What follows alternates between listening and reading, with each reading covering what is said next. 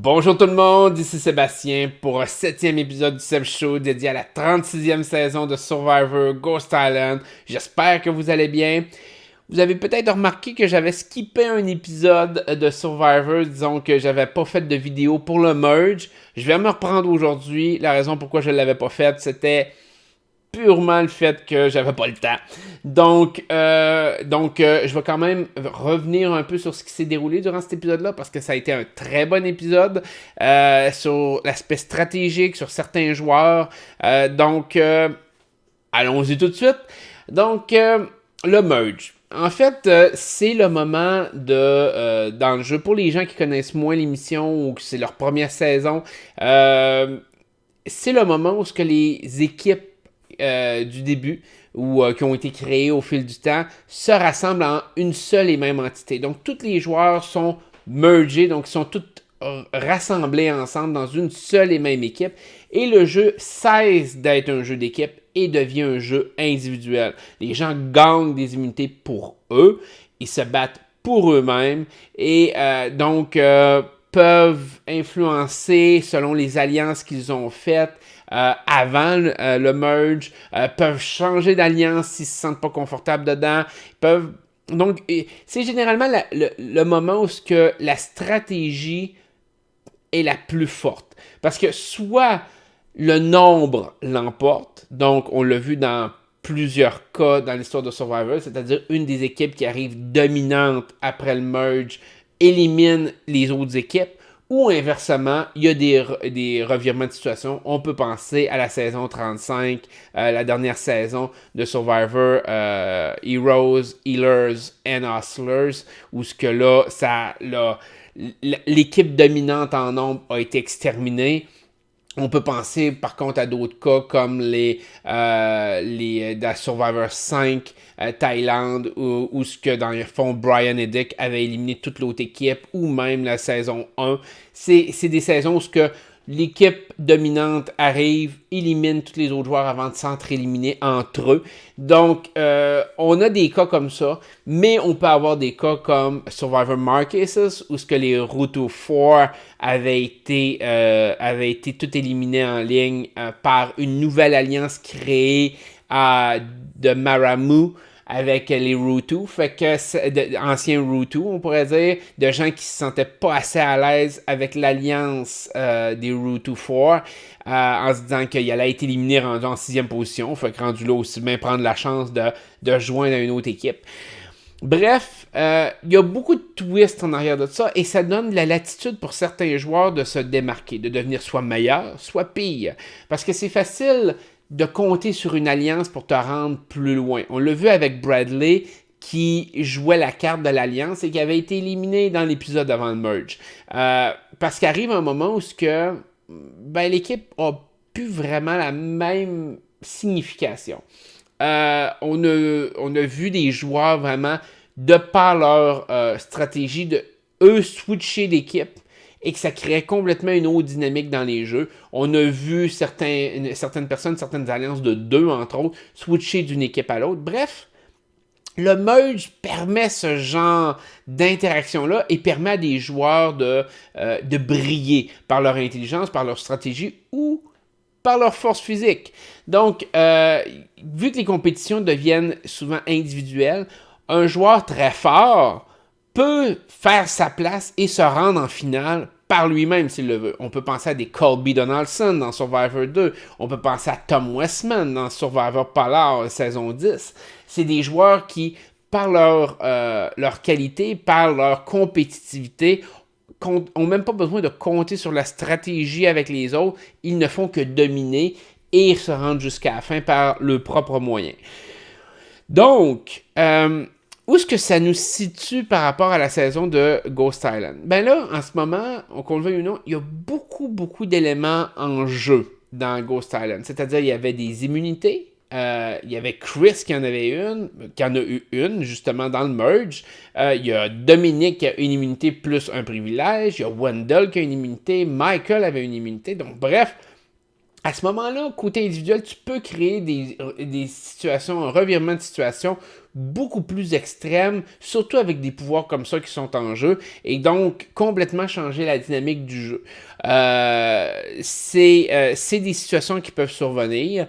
On peut penser à un revirement de situation comme Heroes contre Villains, où ce que Russell Hantz, grâce à son immunité, a réussi à protéger Parvati au tout début, et alors qu'il y avait une alliance dominante contre eux, a complètement changé la dynamique parce que après ce vote-là, ben, il y a des gens de l'autre alliance qui ont décidé de switcher de bord et de se joindre à Russell Hantz. Donc, ça peut arriver. Là, ce qu'on a vu, c'est beaucoup le fait que certains joueurs plus forts ont voulu éliminer d'autres joueurs forts. Donc, la dynamique Dominic-Chris est comprenable. Que Dominic veuille éliminer Chris parce qu'il se sentait menacé directement par Chris, en ce sens que Chris mettait l'accent sur l'élimination de Dominic. Donc, qu'on le veuille ou non, rendu là aussi bien éliminer son adversaire. Je veux dire, Dominic n'avait pas vraiment de motivation autre que d'éliminer un gars qui le savait faisait campagne pour le sortir du jeu. Mais pour les autres joueurs, c'est une stratégie complètement différente. C'est-à-dire que quand on utilise la stratégie d'éliminer un joueur fort, ben inévitablement, il y a quelqu'un d'autre qui prend sa place en tant que joueur fort. Je veux dire, en éliminant Chris, nécessairement, il y a un autre joueur qui devient le joueur fort du jeu. Et il faut toujours avoir dans l'optique de rester un joueur qui peut potentiellement être fort sans être la première cible en avant. Et là, quand on parle de fort, c'est pas force physique nécessairement. Ça peut être stratégie, ça peut être le côté social. Et il y a plusieurs aspects comme ça. Dans ce cas-ci, c'était l'aspect physique qui a été pointé beaucoup plus par rapport à Chris, par rapport au blindside de Chris. On peut adhérer à cette mentalité-là. Là où il y a eu un problème, c'est dans l'épisode suivant. Et c'est Michael. Michael a montré clairement son inexpérience par rapport au jeu. Et même si c'est un fan de Survivor, il a très bien démontré comment qu'il ne faut pas jouer. Michael, au lieu de jouer intelligemment, de jouer correctement, il s'en est pris à Wendell. De vouloir sortir un autre joueur fort, de dire, écoute, c'est peut-être la seule occasion qu'on a de sortir Wendell. Sauf que Michael est lui-même un joueur fort. Il disait, il faut éliminer Wendell parce qu'il est fort. Mais les autres voient Michael au même titre que Michael voit Wendell. Pour Michael, c'était un move complètement épais. Surtout que Wendell venait de sortir d'un vote contre Chris qui aurait pu lui être fatal et s'en est sorti avec un vote unanime ou presque contre Chris. Michael décide de mettre la cible dans le dos de Wendell, ce qui était complètement stupide de sa part à tout point de vue. Je veux dire, le problème est que même si pour lui, il voyait Wendell comme une menace d'immunité, tu ne peux pas compter sur le fait que, en éliminant un joueur qui gagne une immunité et qui peut potentiellement gagner plein d'immunités, je vais nécessairement les gagner à mon tour. Et on l'a très bien vu quand il s'est ramassé contre Angela. C'est pas nécessairement un joueur fort qui va te battre sur une immunité. Ça peut être de l'endurance, ça peut être de la cochonnerie que tu manges, un peu comme on a vu dans l'autre épisode. De l'épisode après Merge, on pourrait dire. Donc, Michael, au lieu d'aller sur l'offensive, aurait très bien pu rester un peu plus en arrière. Il y avait des cibles dans le dos de plein de gens, d'être à l'écoute et de joindre quelqu'un. Il était déjà vu comme quelqu'un de fort. Il était déjà vu comme une cible potentielle. Tu veux pas t'en mettre une supplémentaire. Et en ciblant Wendell, nécessairement, tu te mets Dominic et Wendell contre toi. Et tu deviens une cible très, très forte à être éliminée. Et Michael l'a pas vu de même. Et on l'a vu très bien. Il a réussi à sauver le cul grâce à son idole. Il a très bien joué son idole, dans le sens que il a senti le coup venir contre lui, mais le vote était exécrable. Donc, une part de sa stratégie a été bonne, une part a été extrêmement mauvaise. Il aurait dû vraiment plus être à l'écoute qu'être sur l'offensive à ce moment-là. Michael l'a échappé et on peut voir la faiblesse de son jeu présentement avec le côté social. Il est tout seul. Tout le monde a voté pour quelqu'un d'autre, sauf lui qui a voté pour Wendell. Wendell sait que Michael l'a ciblé.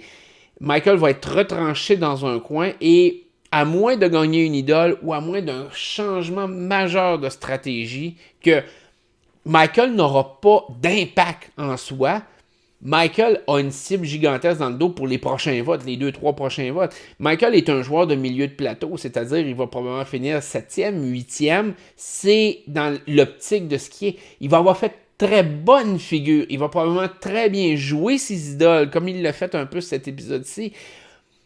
Mais il lui en manque. Il manque le côté stratégique en arrière qu'il n'a pas été capable d'aller chercher. C'est dommage. Mais présentement, même si on l'apprécie, le temps de Michael est compté, à moins qu'il se lance sur une run d'immunité terrible. Ce que je ne vois pas arriver, parce que malgré tout, Michael a été très fort, mais n'a pas été un joueur ultra dominant, du genre de physiquement, psychologiquement, agilité, et de dominer un peu tous les aspects, un peu comme, je prends toujours l'exemple de Colby Donaldson dans la saison 2 ou de Tom Westman dans la saison 10. C'était des joueurs très volatiles et c'était des joueurs qui étaient capables d'aller chercher le petit plus dans chaque type de compétition à laquelle ils participaient. Michael n'a pas ce genre de qualité-là, du moins pas depuis le début. Donc, je ne le verrai pas gagner plusieurs immunités en ligne. Mais je le verrai encore survivre peut-être un vote ou deux. Possiblement.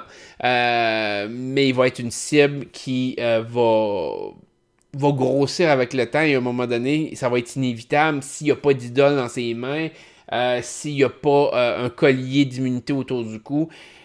Michael n'a aucune chance de survie, il n'est pas backé par rien du tout.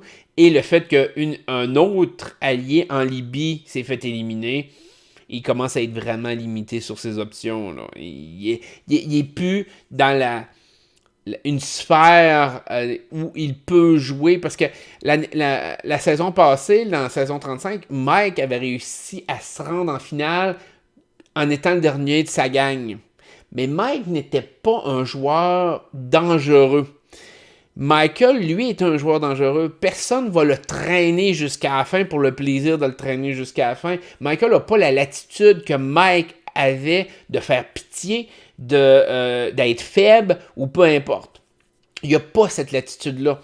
Fait qu'à ce moment-là, c'est comme le temps de Michael est compté. De l'autre côté, chose surprenante, Wendell a mal joué. Wendell, que je voyais vraiment comme potentiel gagnant, je le vois toujours comme le potentiel gagnant, mais en a perdu un peu. Autant son épisode de Merge, où il y a vraiment blindsided Chris, son speech de fin par rapport au rap et tout, était écœurant. L'épisode du Merge montrait un Wendell dominant. Et on l'a vu tout de suite dans l'autre épisode après, comment il était dominant physiquement dans les compétitions, beaucoup plus que Dominique. Mais en même temps, on a vu la faiblesse du jeu de Wendell quand il a parlé à Laurel, je crois. C'était Lauren, je me rappelle pas. J'essaie de regarder mes notes. J'ai toujours mes notes devant moi. Hein. Fait que c'était Lauren. OK. Ou Laurel. En tout cas, bref, je me souviens pas du nom. Là. J'ai marqué Lauren, mais j'ai un doute. Je pense que c'est Laurel. Donc, quand il a parlé un peu du fait que c'était une alliance, qu'il y avait une immunité, il y avait une idole, très mal joué. La fille est déjà vue par Wendell comme une fille paranoïaque. Garde ça pour toi. Une des règles un peu qu'on a vues comme avec Ben l'année passée, durant la saison 35, Ben l'a très bien exprimé. T'as une idole, t'en parles pas. Peu importe ton alliance, peu importe ce qui se passe, t'en parle pas. Rendu là, au pire, s'il arrive une catastrophe et il faut que tu l'utilises, invente une affaire sur le fly. Mais viens pas arriver puis dire à tes alliés un peu plus tard de ah ben là finalement j'ai une idole ou n'importe quoi. Ça joue mal, ça crée le doute et à ce moment-là, le monde sont moins intéressés à jouer avec toi, sont moins intéressés à te faire confiance. Wendell l'a échappé là-dessus. Surprenamment, est-ce que ça m'enlève dans la tête que Wendell sera pas en finale? Je penserais pas. Je pense que Wendell a sa place en finale. Mais on a vu un Dominic beaucoup plus drôle, beaucoup plus confiant. Est-ce que c'est un combat Dominic-Wendell en finale? Est-ce qu'un des deux va éliminer l'autre? Mais je les vois les deux en finale ou proche de la finale. Ce que j'ai hâte de voir, c'est comment ils vont se rendre en finale. Donc Dominic a eu, je pourrais dire, une aura de joueur légendaire. Dominic, on le voit qu'il est dans une catégorie à part dans cette saison-ci. Pas nécessairement en tant que gagnant, mais on voit que c'est un joueur important, un joueur de premier plan. Le genre de joueur qui serait ramené dans un autre Survivor s'il venait qu'à pas gagner. Le genre de saison All-Star, de Heroes contre Villain, Fan contre Favorite, peu importe le genre de saison. C'est le genre de personnage qu'on veut revoir dans une saison de Survivor qui mettrait de la pression pour aller avoir parce que le gars, il l'a. Il passe à la télévision puis il passe bien. Son histoire est crédible, son histoire est bonne. Très gros joueur de cette saison-ci. Je pense le gros joueur de cette saison-ci. Mais au contraire, comme je disais un peu dans mes autres vidéos, au contraire de Ben, qu'on voyait que c'était le gagnant depuis un bout de temps, Dominic n'a pas cette même... on pourrait dire ce même enrobage-là, ce même fini-là que Ben était le gagnant comme on pouvait espérer. Dominic, on espère qu'il va éliminer les autres joueurs, mais on ne le voit pas nécessairement comme « Ah oui, le gars, il mérite tellement de gagner. » Ben avait plus ce feeling-là, mais pas Dominic. Fait que j'ai hâte de voir comment que ça va s'enligner. Mais clairement, c'est une bataille Wendell-Dominic à ce stade-ci pour la finale. Lequel des deux pourrait gagner. Wendell a l'air plus intelligent. Et c'est un peu ça que je pense, c'est qu'on va voir peut-être un Wendell qui va être dans le trouble durant le jeu, mais qui va avoir une finale beaucoup plus forte que Dominic, qui risque d'être éclatant dans le jeu, qui risque de prendre des risques, mais qui risque d'être plus faible rendu en finale. C'est ce qu'on peut penser. Il y a eu Kellyn. Kellyn, c'est un cas spécial. Kellyn, on ne sait pas trop où est-ce qu'elle se situe. Elle a l'air de switcher d'un bord puis de l'autre. Au début, je pensais qu'elle allait se rendre proche de la finale. Je commence à me dire que son temps commence à être compté à Kellyn. J'ai plus l'impression, vu qu'elle tape sur les nerfs, j'ai l'impression qu'elle va subir un blindside. Qu'on va avoir la satisfaction de la voir se faire éliminer, puis qu'elle s'en doutera pas.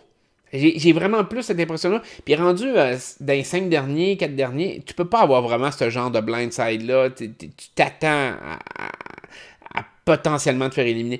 Fait que si elle se fait blindsider, vu le foreshadow de Ghost Island, si elle se fait blindsider, peut-être par une idole, entre autres. Ça c'est fort possible. Se faire blindsider par une idole, se faire blindsider par une alliance qui ne verra pas venir.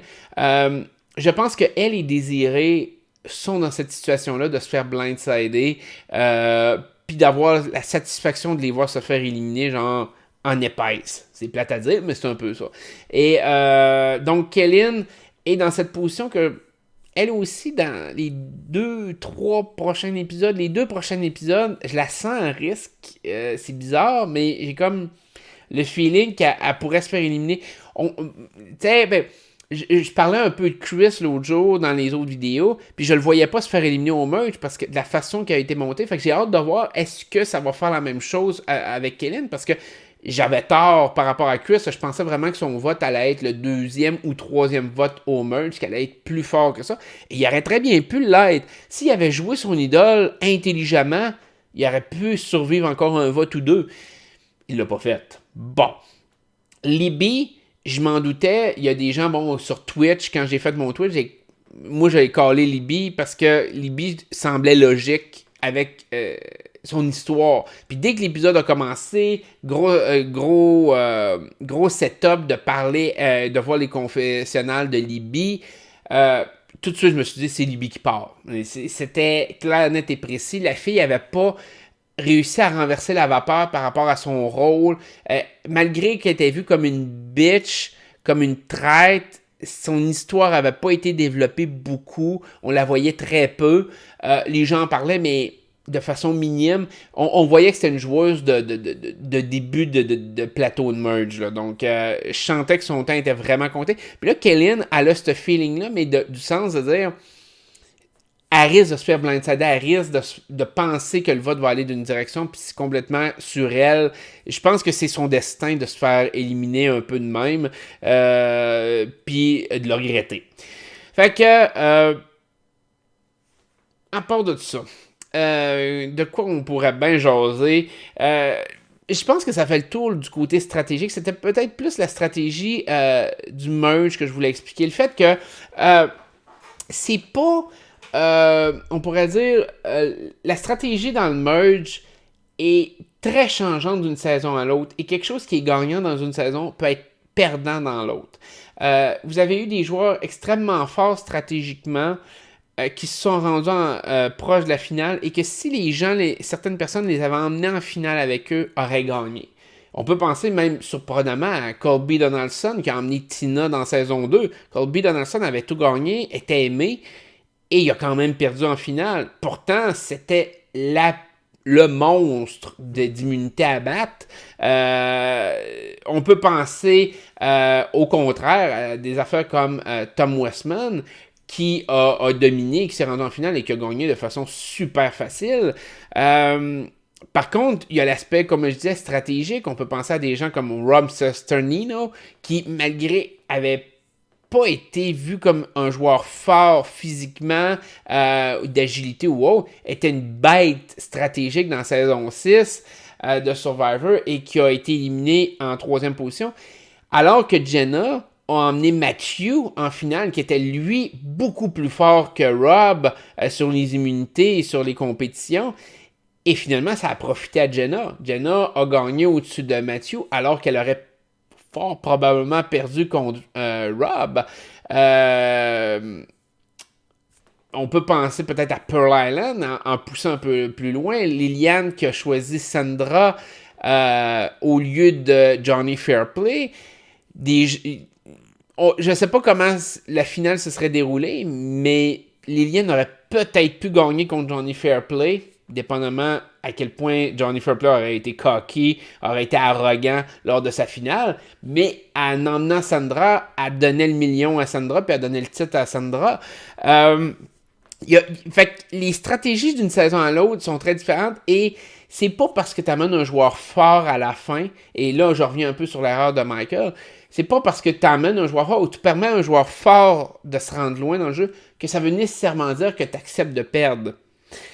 Des fois, en emmenant un joueur fort, ça te permet de gagner parce que soit que le joueur fort va prendre le hit à ta place à un moment donné, va se faire éliminer au-dessus de toi, dans le fond, lors d'un vote, ou peut-être que le joueur fort est peut-être très fort, mais va être très faible rendu en finale. Puis, je reviens un peu sur la saison 35. Ben était vu comme un joueur fort, mais quand il est arrivé en finale, ses speeches, sa façon de s'exprimer, la façon de se vendre était mauvaise. Il aurait pu très bien perdre la finale s'il y avait eu un joueur de qualité contre lui. Et j'étais de l'avis de...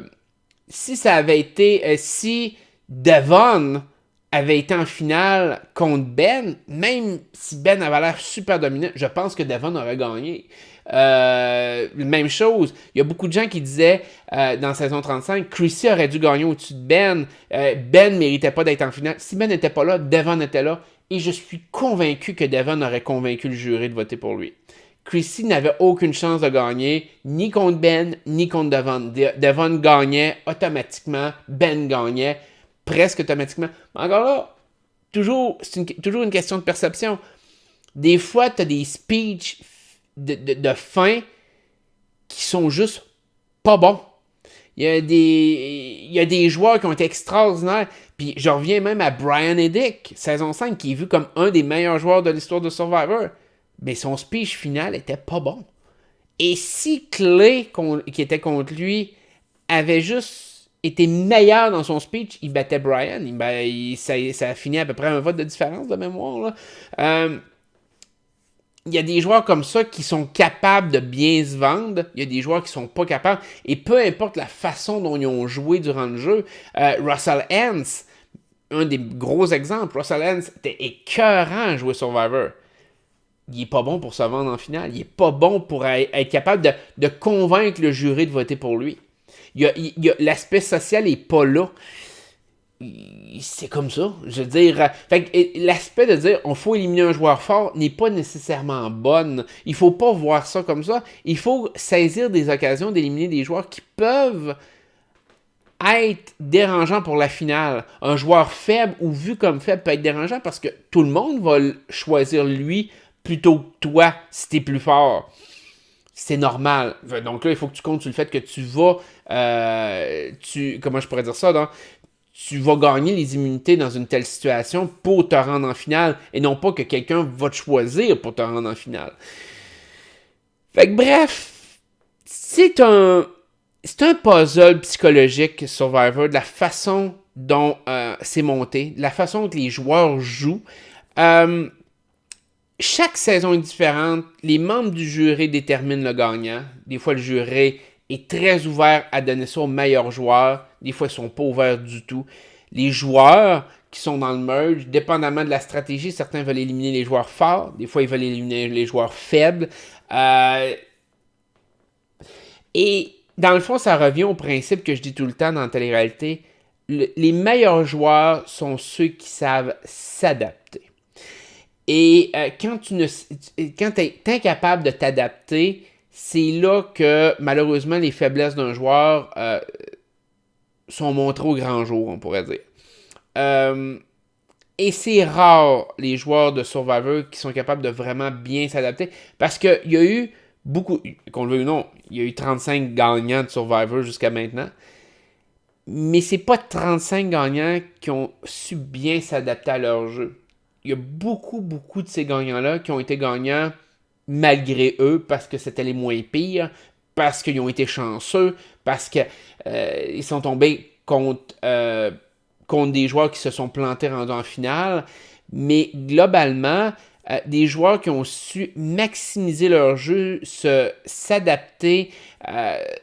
Et je pense un des meilleurs exemples, Tom Westman dans Polar, qui malgré qu'il était une force stratégique puissante, a su garder près de lui un joueur qui était Ian,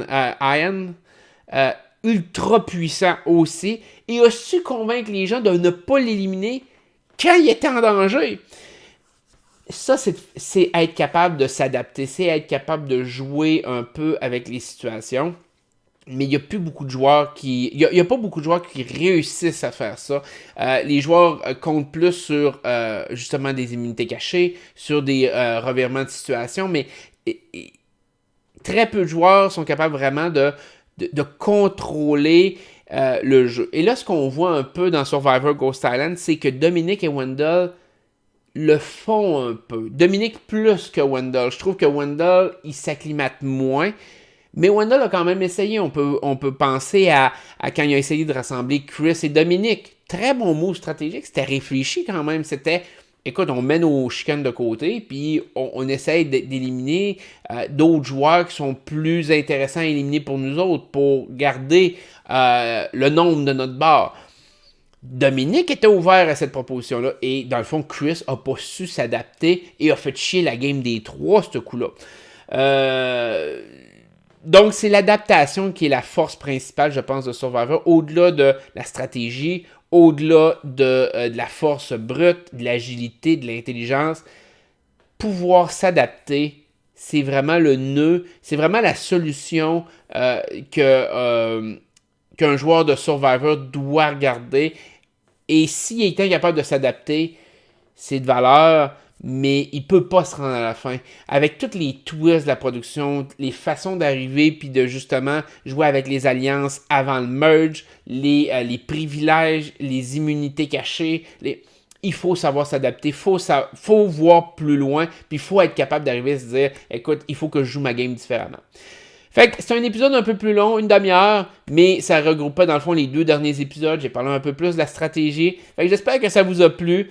Prenez soin de vous autres, puis je vous reviens un peu plus tard cette semaine ou début de semaine prochaine pour vous parler du prochain épisode de Survivor qui se déroule mercredi. Prenez soin de vous autres, bonne journée, puis je vous adore. Bye bye.